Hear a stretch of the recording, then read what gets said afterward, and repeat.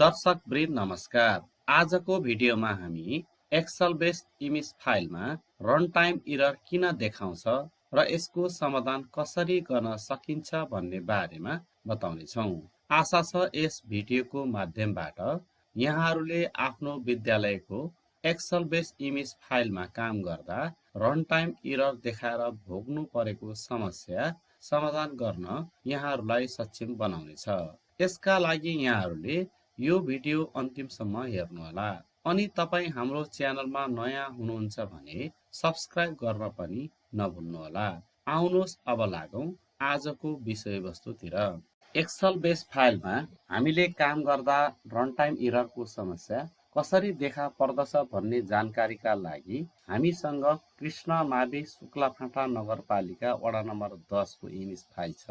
यसमा कक्षा 8 का एकजना विद्यार्थीको विवरण एडिट गर्न खोज्दा रन टाइम एररको समस्या देखाएको थियो। त्यो रन टाइम एररको समस्या कसरी देखाएको थियो भन्ने सम्बन्धमा जानकारी दिन हामी यो फाइललाई डबल क्लिक गरेर खोल्दैछौँ।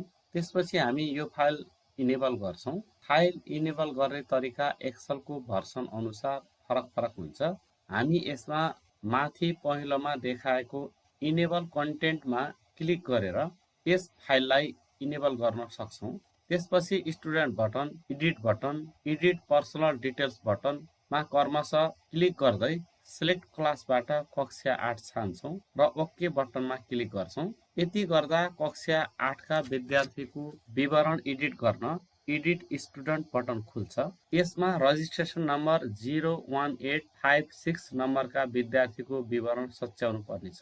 त्यस नम्बरमा गएर त्यसको लगत्तै भएको एडिट बटनमा क्लिक गर्छौं। Microsoft Visual Basic run time error 380 could not set the value property, invalid property value box देखिन्छ। यही नै रन टाइम एरर हो। यो देखा परेपछि हामी अरु विवरण सच्याउने काम गर्न सक्दैनौं। एक्सेल बेस्ड इमेज फाइलमा रन टाइम एरर दुईवटा कारणले देखा पर्दछ। एउटा हो कम्प्युटरको डेट फर्मेट र अर्को एक्सेल बेस्ड इमेजको भर्सन। यदि कम्प्युटरमा भएको डेट फर्मेटले हो भने डेट फर्मेट मिलाउँदा समस्या समाधान भइहाल्छ। यसका लागि हामीले कम्प्युटरको स्टार्ट बटनमा गएर सेटिङमा क्लिक गर्नुपर्छ। त्यसपछि विन्डोज सेटिङको टाइम एन्ड ल्याङ्ग्वेजमा क्लिक गरेर डेट, टाइम एन्ड रिजनल फर्मेटिङमा क्लिक गर्नुपर्छ। त्यसपछि चेन्ज डेट फर्मेटमा क्लिक गर्नुपर्छ। चेन्ज डेट फर्मेटको यहाँ देखाए चाहिँ डेट फर्मेट बक्समा गएर डिडी एमएम वाइवाई ठानेर चेन्ज डेट फर्मेट क्लोज गर्नुभयो भने date format DD MM YY फर्मेटमा चेन्ज भइसक्छ। हामीले एक्सेल बेस्ड इमेज फाइलको भर्सन चेन्ज गर्नका लागि सबैभन्दा पहिले आफ्नो विद्यालयको इमेज वेब पेज खोल्नु पर्दछ। यसका लागि इन्टरनेट सुविधा भएको कुनै पनि कम्प्युटर वा ल्यापटपको कुनै पनि वेब ब्राउजर खोलेर त्यसको एड्रेस बारमा iemis.cesrt.gov.np टाइप गरेर इन्टर की थिच्नु पर्दछ। त्यसपछि इमेज वेब पेज खोल्ने एउटा बक्स देखा पर्छ। त्यसको सबैभन्दा माथिल्लो भागमा इमेल अर स्कुल कोड हुन्छ। त्यसभन्दा तल पासवर्ड हुन्छ। त्यसभन्दा तल लगइन हुन्छ। सबैभन्दा पहिले इमेल अर स्कुल कोडमा आफ्नो स्कुलको 9 डिजिटको इमेज कोड टाइप गर्नु पर्दछ। त्यसपछि पासवर्ड भएको ठाउँमा पासवर्ड टाइप गर्नु पर्दछ।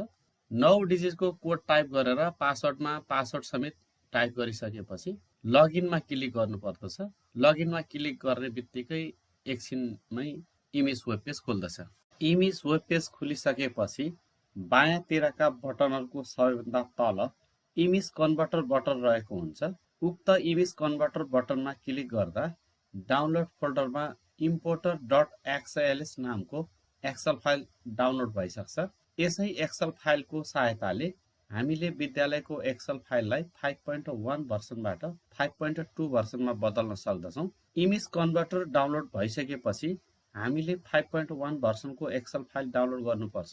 यदि यो फाइल पहिले नै डाउनलोड गरेको भए त्यही फाइलमा भर्सन चेन्ज गर्दा पनि भइहाल्छ।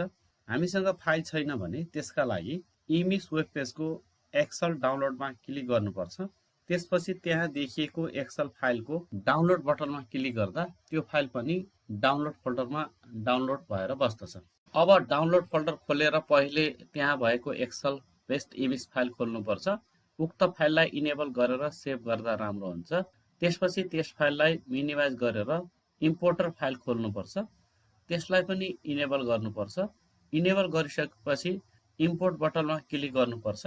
ब्राउजबाट हामीले भर्सन चेन्ज गर्नुपर्ने फाइल खोलेर त्यसमा क्लिक गरी ओपन गर्नुपर्छ। एकछिन पर्खनु भयो भने फाइलको भर्सन 5.1 बाट 5.2 मा बदलिन्छ।